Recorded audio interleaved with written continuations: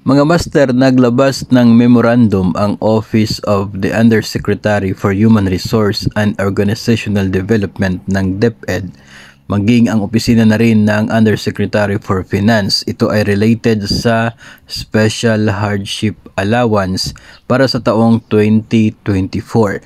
Ito po yung uri ng allowance na binibigay ng DepEd para sa mga guro na nandoon naka-station sa mga paaralan na pasado sa tinatawag na hardship post, maging sa mga ALS na rin na mga guro at maging doon sa mga nagtuturo sa pure multigrade school.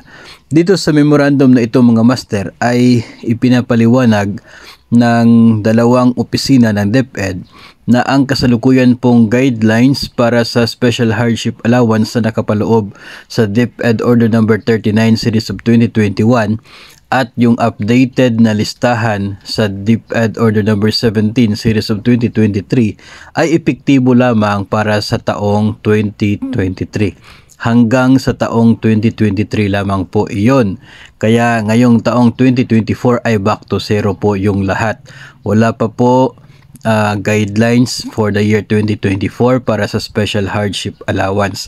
Ang DepEd ay meron pong partnership together with the United Nations Children's Fund or UNICEF para sa pag-come up ng bagong hardship variables na gagamitin sa pagdetermine ng isang hardship post, no, para po doon sa maging basihan kung ano-anong paaralan ang magiging eligible para sa makatanggap ng Special Hardship Allowance or SHA.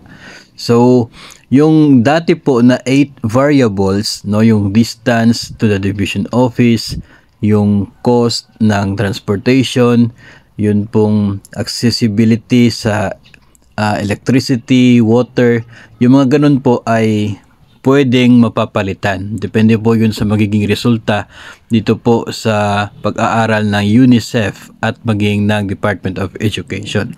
At dahil hindi pa po lumabas yung bagong DepEd order na siya pong maglalaman sa guidelines ng Special Hardship Allowance, kaya pinapayuhan ang mga DepEd Regional and Schools Division Offices na maghintay muna dito sa paglabas ng bagong guidelines para sa SHA starting 2024.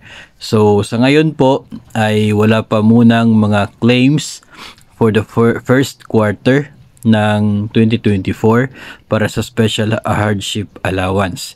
So dahil hihintayin pa po, no, yung magiging bago na DepEd order. Yun na po kasi yung magiging basihan and yun din ang magiging magkakaroon ng listahan, no, ng mga eligible na paaralan na makakatanggap ng Special Hardship Allowance or SHA. So, para po sa mga dating eligible ay mag-abang na lamang po muna tayo sa bagong DepEd order kung kayo ba ay eligible pa rin. Para naman po sa hindi eligible sa hardship allowance ay atin na rin pong abangan baka sakali po na sa pagbabago ng guidelines at maging ng mga basihan ay baka maging eligible na rin yung paaralan po ninyo.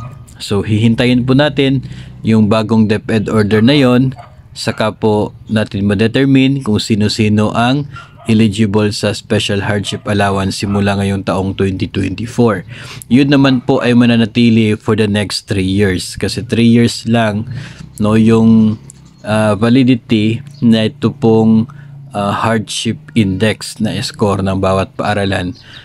Yun po ay magbago-bago every 3 years. So hintay-hintay po muna tayo while waiting na rin yung iba kasi while waiting pa rin sa kanilang 2023 na hardship allowance, no? So whenever po na maging available itong DepEd order na ito, agad po natin ipapaalam sa inyo para atin pong pag-usapan at mas maintindihan kung ano po yung mga nagiging bagong basihan at kung sino-sino yung mga eligible para sa Special Hardship Allowance starting the year 2024.